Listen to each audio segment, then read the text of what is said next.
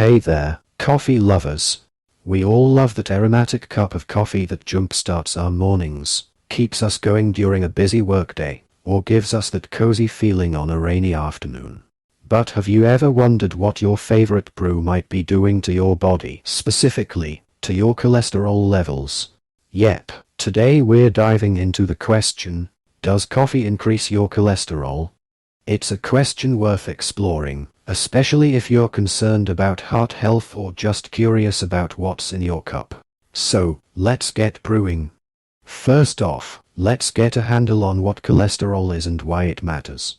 Cholesterol is a waxy, fat-like substance that's found in every cell of your body. You need it to build healthy cells, produce certain hormones, and make vitamin D, but here's the catch. Not all cholesterol is created equal. We have two main types, LDL and HDL.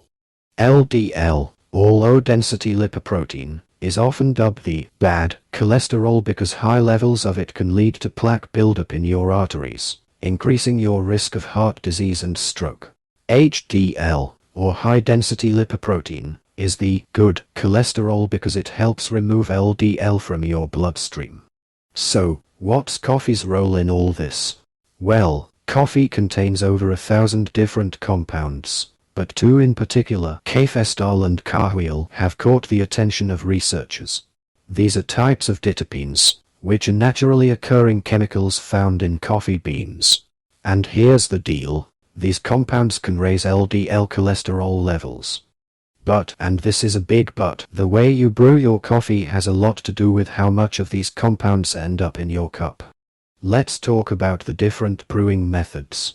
If you're a fan of unfiltered coffee, such as French press, Turkish coffee, or even Scandinavian boiled coffee, you might be getting a higher dose of these cholesterol-raising compounds. These brewing methods allow the coffee oils, which contain cafestol and kahweol, to pass through directly into your cup. Studies have shown that regular consumption of unfiltered coffee can indeed lead to an increase in LDL cholesterol levels. On the flip side, if you prefer drip coffee made with a paper filter, you're in luck. The paper filter captures much of the cafestol and kahweol, significantly reducing their presence in your coffee. So, if you're concerned about your cholesterol, switching to a filtered brew might be a smart move. But what about espresso? It's not as clear-cut. Espresso is brewed under high pressure, and while it's not filtered through paper, the serving size is much smaller than a typical cup of coffee, which means you're getting less of these compounds overall. However, if you're downing multiple shots of espresso a day, it might start to add up. Now, let's talk numbers. How much can coffee actually raise your cholesterol? The effect isn't uniform for everyone. It depends on factors like how much coffee you drink, your genetics, and your overall lifestyle.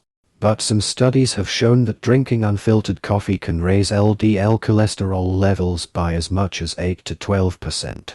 For someone who drinks a lot of coffee, that could be a significant increase. But if you're only having 1 or 2 cups a day, the impact is likely to be much smaller. But hold on, before you dump your coffee down the drain, let's consider the bigger picture. Coffee isn't all bad news for your health. In fact, coffee has been linked to a number of health benefits, including a lower risk of Parkinson's disease, Alzheimer's disease, and certain types of cancer. It's also a rich source of antioxidants, which help fight off free radicals in your body.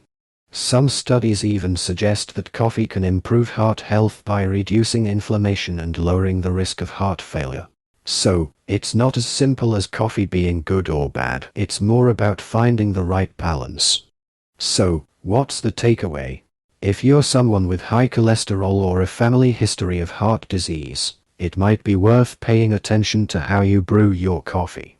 Switching to filtered coffee, like drip coffee or a pour-over, could help reduce your intake of cafestol and kahweol, and in turn, keep your cholesterol levels in check. On the other hand, if your cholesterol levels are normal and you're otherwise healthy, enjoying your favorite brew in moderation is unlikely to do you much harm. As with many things in life, moderation is key. But beyond just the coffee itself, It's important to remember that cholesterol levels are influenced by a range of factors, including your diet, exercise habits, weight, and even stress levels. So, if you're concerned about your cholesterol, consider looking at your overall lifestyle. Are you eating a balanced diet rich in fruits, vegetables, whole grains, and lean proteins?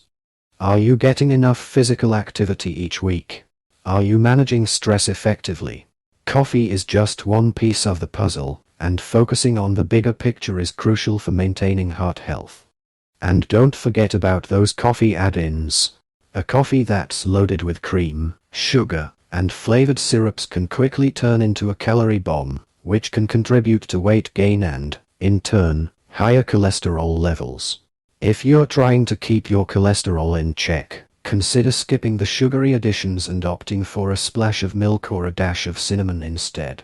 In conclusion, while coffee can raise your cholesterol levels depending on how it's brewed, it's not necessarily something you need to give up entirely, especially if you enjoy it and it's part of your daily routine. The key is to be mindful of how you're drinking it and to make choices that align with your overall health goals. So, go ahead and enjoy that cup of coffee, but do it wisely.